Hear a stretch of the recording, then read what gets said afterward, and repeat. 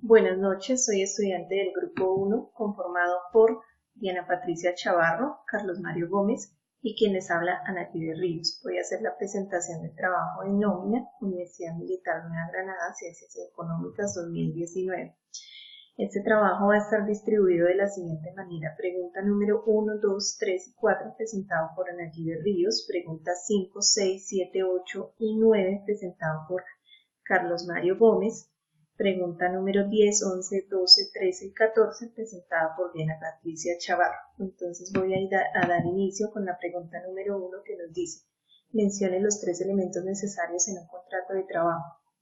Entonces un contrato de trabajo tiene 3 elementos fundamentales. El primero es la actividad personal del trabajador. ¿Esto qué nos quiere decir? Que es la persona contratada la que tiene que desarrollar la labor para la que fue contratada. El segundo, tiene que haber subordinación del trabajador hacia el empleador. Esto quiere decir que el empleador tiene que cumplir las normas o las reglas, las órdenes que le dé el trabajador en el momento que él lo requiera pertinente. Y la tercera, tiene que haber remuneración. Esto quiere decir que el trabajo que vamos a desempeñar tiene que ser pago. La pregunta número 2 nos dice: mencione las características principales en un contrato de prestación de servicios. Entonces, en este contrato existen varias características. La primera es que el contrato tiene que ser mayor a 3 meses. La segunda es que no se cumple un horario, no hay subordinación permanente y es remunerado. También tiene que cumplirse una labor o un trabajo en específico. No se pagan prestaciones, la persona contratada tiene que pagar la afiliación a la ARL, a la EPS y a pensión y presentar los recibos de pago al patrón. Se le da el nombre de empleado pues para efectos de la retención en la fuente. Continúo con la pregunta número 3, la cual nos dice: ¿cuáles pagos recibidos por un trabajador forman parte del salario? Entonces, dichos pagos son el sueldo básico, las comisiones, las horas extras, recargos nocturnos o festivos y el auxilio de transporte.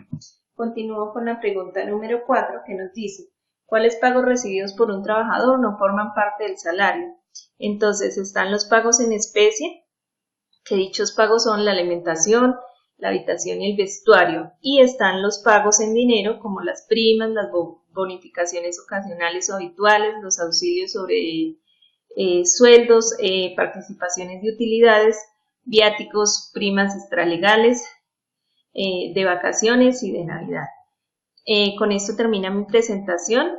Continúa mi compañero Carlos con la pregunta número 5. Muchas gracias. Buenas noches, continúo con la presentación. Soy Carlos Mario Gómez, continúo con la presentación que trae mi compañera Ana. Entonces, en el punto 5 nos menciona que se establezca la diferencia entre salario mínimo legal, salario básico y salario integral. El salario mínimo es el que se fija o es fijado por el gobierno cada año. Este corresponde para que el trabajador pueda cubrir sus necesidades básicas para su familia. En el salario mínimo, en el salario básico es el valor pactado en un contrato de trabajo, y el salario integral no puede ser menor a 10 salarios mínimos. En 10 salarios. Seguimos con la pregunta 6. ¿Qué es la nómina? Es un documento financiero. En este documento financiero, en el cual se especifican los beneficios a los empleados, como son el valor devengado, las deducciones y las apropiaciones de los aportes para fiscales. A eso corresponde. En el punto 7 nos indica, nos pregunta en cómo se compone la nómina. Entonces se compone, hay 3 factores: el valor devengado, el valor pagado y el valor deducido, ¿sí? En estos 3. En el punto 8 nos pregunta cómo se compone el valor devengado. Este se compone de su sueldo básico. Esto corresponde al valor pactado con el trabajo o en el contrato de trabajo, perdón, las comisiones. Esto hace referencia al valor que excede el salario básico. Normalmente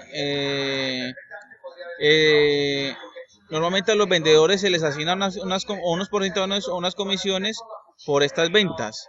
El auxilio de transporte, pues el valor que se fija cada año por el gobierno para el empleado.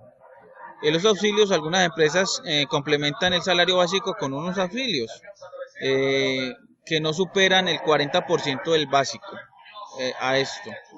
Y los recargos que hacen referencia a los recargos diurnos, nocturnos o festivos o horas extras a esto.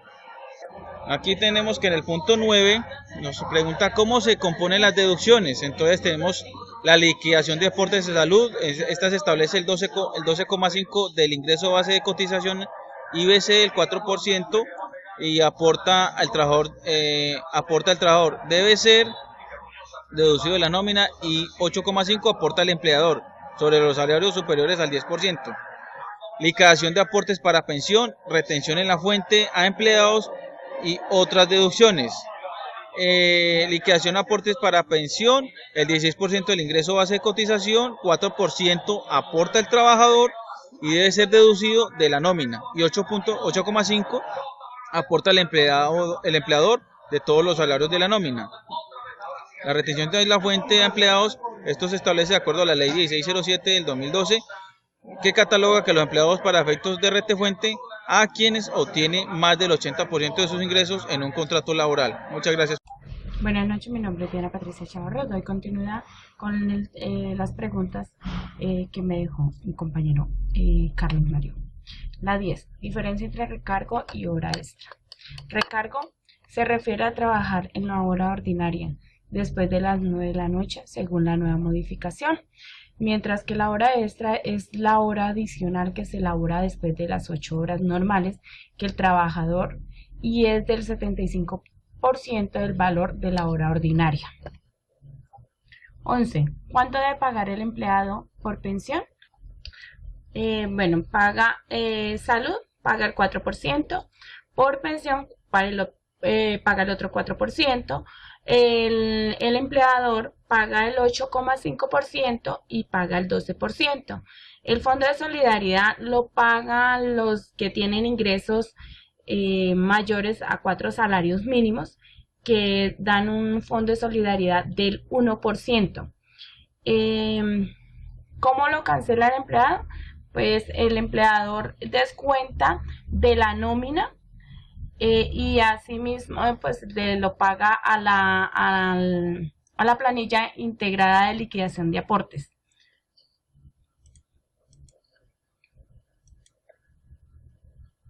(12) Las otras deducciones de la nómina, ¿a qué corresponden?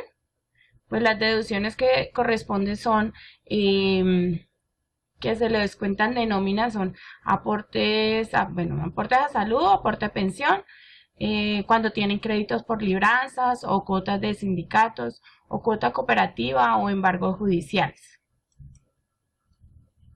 13. ¿Cómo se liquida la retención en la fuente a los empleados? Hacen una depuración de la base del cálculo de la retención en la fuente de ingresos laborales y rentas de trabajo. Se coloca menos total de ingresos laborados o rentas de trabajo, ingresos no constituidos de renta ni ganancia ocasional, igual a ingresos netos, menos deducciones, según el artículo 387, menos rentas extras, según el artículo 206, numeral 1 al 9, y menos el 25% total de pagos laborados en el artículo numeral 40. Ahí se saca la retención en la fuente y de ahí se calcula los ingresos laborales. 14. ¿Quiénes son los empleados para efecto de retención en la fuente? Son todos sus limitaciones, supuesto el 40% del total de ingresos.